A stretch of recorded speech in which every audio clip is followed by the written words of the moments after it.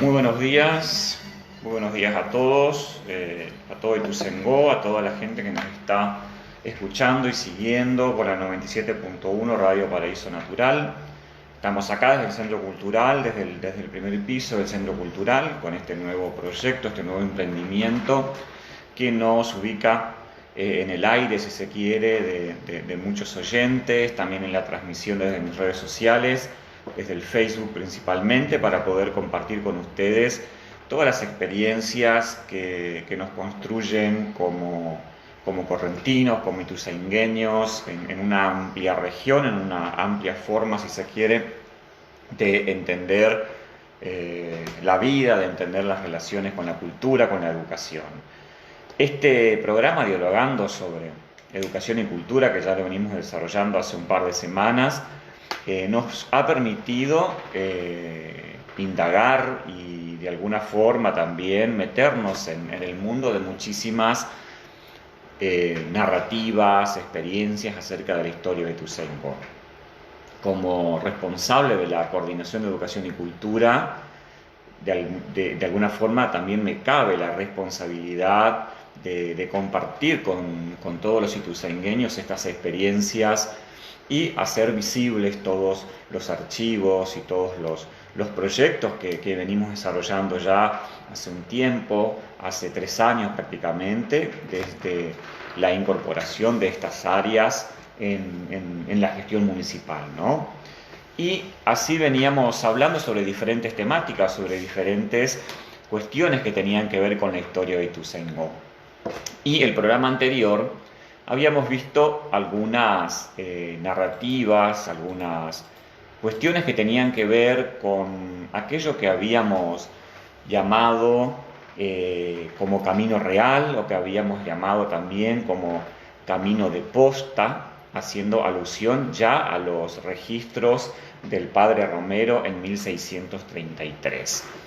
Y cómo acercar también a Ituzaingó estas experiencias que tienen que ver con cómo se ubicaba la actual localidad de Ituzaingó dentro de la gran provincia jesuítica del Paraguay.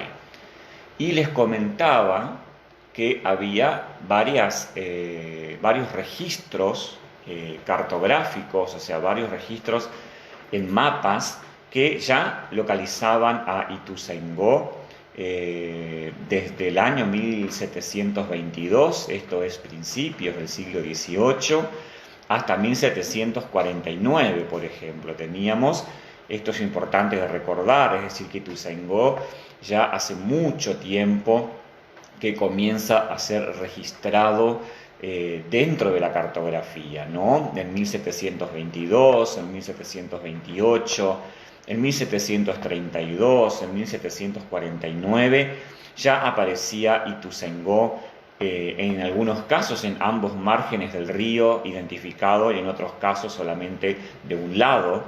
Y este trabajo de compilación lo va a hacer el padre Furlong en todas las cartografías que nos expone su maravillosa obra acerca del imperio jesuítico en esta zona, ¿no? Entonces Ituzaingó comenzaba a ser mucho más antiguo, ¿no? Es decir, pareciera que que la historia y la vida de Ituzaingó se iba un poco más allá de 1864, que sería como la fecha que todos conocemos como fundacional del pueblo de Ituzaingó, ¿no? Ese decreto firmado por el gobernador Manuel Ignacio Lagraña, que creaba el pueblo de Ituzaingó sobre la zanja de Loreto en el departamento de San Miguel, ¿no? Inicialmente. Entonces, Ituzaingó tenía como una fecha fundacional en el siglo XIX, pero al indagar en la memoria jesuítica nos íbamos mucho más atrás. Ituzaingó comenzaba a estar en el imaginario de otras poblaciones que no eran esas poblaciones primigenias que habían llegado de Loreto, San Miguel, Caacatí, o eran descendientes de inmigrantes españoles, italianos, o en el caso de Bernardino Valle, navegante italiano, ¿no? Sino que obviamente había en esta zona otra población. Esta zona ya estaba siendo habitada y circulada por población nativa, por guaraníes, y eso daba a este punto una antigüedad mucho más significativa, ¿no? Y en ese recorrido fuimos viendo, por ejemplo, algunas de las estancias que se fueron instalando en esta zona, ¿no? Y una de las últimas que habíamos visto en el programa anterior era la estancia Santa Tecla. Así que vamos a partir de ahí para mencionar cómo estas estancias forman parte de lo que llamamos el Camino Real o el Camino de Postas, que aparece referenciada en el Padre Romero en 1633, ¿no? Mencionábamos a la estancia Santa Tecla, cuya actividad principal era la actividad ganadera, pero que también se dedicó también a la actividad forestal, a la actividad agrícola, y que aparece en el inventario del patrimonio urbanístico, arquitectónico y paisajístico que va a realizar López Brear, Felicita Barberán y Dávila en el año 1998-1999. Y la estancia Santa Tecla va a aparecer obviamente referenciada como la estancia que perteneció en su momento a el señor Eliseo Esquer, que fue padre de Ernesto Esquer Celaya, es decir, que es la emblemática estancia del Gato Moro, es decir, una estancia que amerita ser rescatada como museo de sitio, a la cual también hay que valorizar por formar parte de los lugares donde habitó una persona que muchas veces ha sido también vapuleada y ha sido menospreciada por la memoria de los pueblos de la región, pero que hay como un trasfondo en la memoria de Esquer Celaya que tiene que ver con toda su beta literaria, con toda su pluma, con toda su facultad de escritor, que es algo que también tenemos que valorizar y tener en cuenta, ¿no? Entonces la memoria, la figura política y literaria de Esquer Celaya también hicieron a Ituzaingó conocido en ese tiempo e hicieron a Ituzaingó ir quizás, si se quiere, un poco más allá de las fronteras que conocíamos en ese momento, ¿no? Entonces la estancia Santa Tecla, ya la habíamos mencionado, algunas cuestiones de la estancia Santa Tecla. A mí me había quedado pendiente mencionar de Santa Tecla, que posee obviamente en su componente paisajístico una gran variedad de árboles nativos y también árboles implantados que van a dar un componente especial a este enigmático punto donde habitó el Gato Moro, ¿no? Y aquí lo importante es que vamos a tener un tajamar que se va a vincular con un zanjón que va a ser el zanjón de Santa Tecla, perdón, que dicen las fuentes que es un zanjón de origen jesuítico. Y ese zanjón de origen jesuítico va a desembocar, según los registros, en dos puntos significativos, ¿no? Va a ser justamente un zanjón que va a desembocar en campos de la zona y al mismo tiempo en los esteros de Liberá, ¿sí? Este zanjón de Santa Tecla va a tener acá una significación muy importante, no solamente en términos históricos, sino también de reestructuración del espacio, de irrigación de los campos y cuestiones que tienen que ver con la producción propia de la estancia, ¿no? Así que tenemos no solamente acá un punto principal dentro del componente del Camino Real, sino también un componente que la va a asociar de forma directa a esta memoria y a este pasado jesuita. Otra de las estancias que aparece referenciada en el trabajo del inventario del patrimonio urbanístico va a ser la estancia Puerto Valle, ¿no? La estancia Puerto Valle va a tener su localización puntual dentro de la sección tercera del departamento de Ituzaingó sobre la ruta nacional número 12, ¿no? La actividad inicial de la estancia Puerto Valle va a ser ganadera y actualmente va a ser foresto-ganadera, ¿no? Obviamente también se dedicó a la actividad agrícola durante un tiempo. Menciona este inventario del patrimonio urbanístico que esta estancia en el año 1864 va a tener como propietario a uno de nuestros fundadores, que fue justamente Bernardino Valle, ¿no? Bernardino Valle, italiano, ¿no? Va a nacer el 16 de agosto de 1830 y parte de su proyecto de expansión, si se quiere, comercial y demás, lo van a traer hasta Ituzaingó, donde junto a Juan Rivera y Francisco López van a solicitar la creación del pueblo de Ituzaingó, ¿no? Lo que hay que tener en cuenta también cuando hablamos de Puerto Valle es que Puerto Valle va a ser muy relevante no solamente en la memoria de Ituzaingó, ya que va a estar vinculado a Bernardino Valle, sino que va a tener un componente arquitectónico relevante en lo que refiere a la memoria patrimonial de la zona, ¿no? Si bien el casco de la estancia no va a conservar sus lineamientos arquitectónicos originales, lo que se va a observar es que hay una tendencia significativa de esa arquitectura hacia, podríamos decir, una inclinación colonial.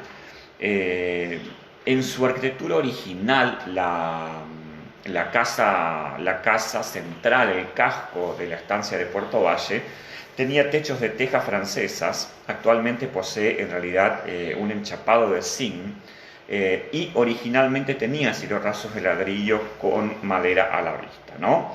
Esta casa va a constar de varias habitaciones y va a tener una galería perimetral con pisos de ladrillo, y va a tener un sótano que actualmente va a estar en uso como despensa, y un componente significativo también dentro del paisaje de Puerto Valle va a ser el pozo de agua Calzado, ¿no? En lo que refiere también a la estancia, en términos de configuración de su paisaje, va a tener varias hectáreas parquizadas, y va a estar sobre el río Paraná, ¿no? Esto le da justamente a Puerto Valle un agregado importante, aún más su estado de conservación, que es un estado de conservación, pero se podría decir muy bueno, ya que está en uso. También configuró parte de la oferta turística, es decir, productiva, la presencia del Hotel Boutique y demás, un montón de cuestiones que han puesto en valor la estancia Puerto Valle como uno de los atractivos patrimoniales de este complejo Camino Real o Camino de Posta, ¿no? Dentro de este esquema de estancias, otra de las que hay que rescatar es la estancia El Plata, ¿no? La estancia El Plata va a estar ubicada en la primera sección del departamento de Ituzaingó, también sobre la Ruta Nacional número 12, siendo su principal actividad a lo largo de la historia de la estancia del Plata la actividad ganadera, ¿no? Esta estancia, también de origen jesuítico, va a ser adquirida por don Pedro Beristain, y entre otros dueños de la estancia también va a estar Luis Napoleon Beristain, y tenemos a sucesores de Beristain, que van a ser también los administradores posteriores de Estancia del Plata, ¿no? Su valor dentro del inventario del patrimonio urbanístico, arquitectónico, es también significativo, ya que va a poseer un casco de estilo colonial de fines del siglo pasado, de tendencia colonial de fines del siglo pasado. Vamos a poder registrar ahí en la estancia El Plata también una techumbre de teja francesa, cielorraso de ladrillo con madera a la vista, galerías perimetrales con pisos de cerámica francesa. Los interiores de la casa van a ser pisos de madera. Toda la carpintería también es de madera de la zona, ¿sí? Dentro de este paisaje también vamos a tener la clásica presencia del pozo de agua, por ejemplo. aunque la configuración de este casco, de esta arquitectura, ha sido actualmente modificada, ¿no? En términos del paisaje que va a formar parte de la estancia El Plata, lo que vamos a encontrar es una amplia variedad de árboles nativos, autóctonos, árboles nativos implantados también, y que va a estar en estrecho vínculo también con la flora y la fauna de los esteros de Liberá, que le da un agregado significativo a la estancia El Plata, ¿no? Como parte de este camino real, como parte también repito, de este camino de posta. Otra de las estancias que también me gustaría mencionar y referirles es la que se conoce con el nombre de Sangará, ¿no? La estancia Sangará es una estancia que se encuentra ubicada en la segunda sección del departamento de Ituzaingó, sobre la ruta nacional número 2, aproximadamente tenemos ahí el kilómetro 1237 con referencia puntual, ¿no? Y su actividad inicial fue ganadera. Actualmente posee una actividad también dentro de lo ganadero, pero inclinado también aquí al turismo de estancia. Las referencias históricas dicen que es un campo jesuítico, que en el año 1864 el propietario inicial fue don Mariano Esquivel, que era de la localidad de Cagacatí, que fuera en su momento cuñado de Juan Rivera, de la estancia San Borjita, a la que habíamos referido.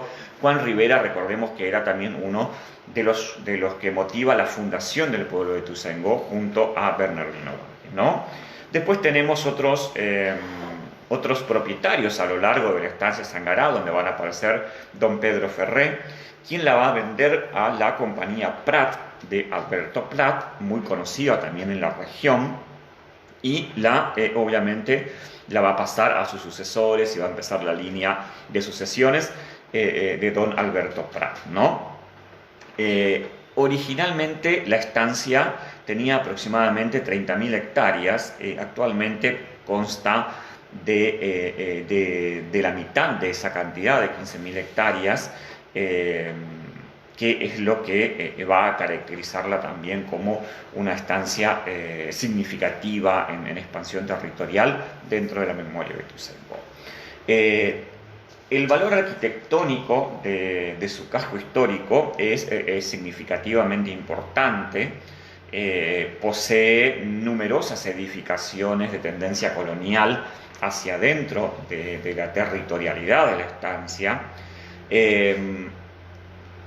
Tenemos la presencia también recurrente de las galerías perimetrales, de las ventanas con rejas de hierro forjado, y todo aquello que de alguna forma las van a ubicar como emblemas del inventario patrimonial urbanístico, arquitectónico y también paisajístico en este trabajo que van a realizar López Brear, Felicita Barberán y Dávila en el año 90, a fines de la década del 90, ¿no? La estancia Sangará, entonces, es importante dentro de la memoria de Ituzaingó, no solamente por ser un campo jesuítico, sino por haber pertenecido también a familiares de uno de los fundadores de Ituzaingó, ¿no? En este sentido, se va a unir a las otras estancias que van a formar este gran recorrido por parte de este camino real, ¿no? Tenemos entonces, para recordar y para ir tomando nota, ¿no? Tenemos a la estancia Santa María, a la estancia Rincón del Rosario Cue, a la estancia San Borjita, a la estancia Puerto Valle, a la estancia El Plata, a la estancia Sangará y a la estancia Santa Tecla, como las estancias de relevancia dentro de la memoria jesuítica de Ituzaingó y dentro de este camino registrado ya por Romero en 1633 como parte, si se quiere, de la configuración histórica patrimonial de Ituzaingó, ¿no?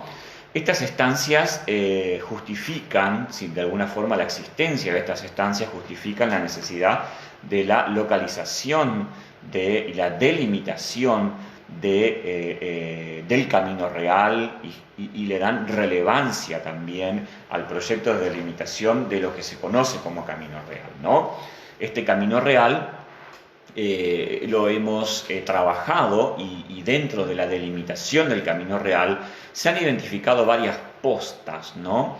Y nosotros hemos señalizado en los trabajos de investigación 7 postas dentro de ese Camino Real como las postas más significativas, claramente ya obviando aquí el componente de estancias, ¿no? Pero 7 postas significativas, 3 de las cuales se ubicarían dentro de la avenida 9 de Julio, partiendo desde Centenario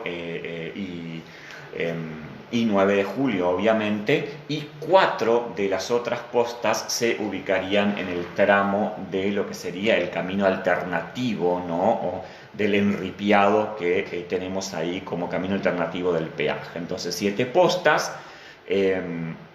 partiendo desde las Magnolias, desde Centenario, 3 de ellas sobre el 9 de julio y 4 en el tramo del camino alternativo. Sobre estas 7 postas les voy a hablar un poco luego del corte musical que vamos a tener ahora de unos minutitos.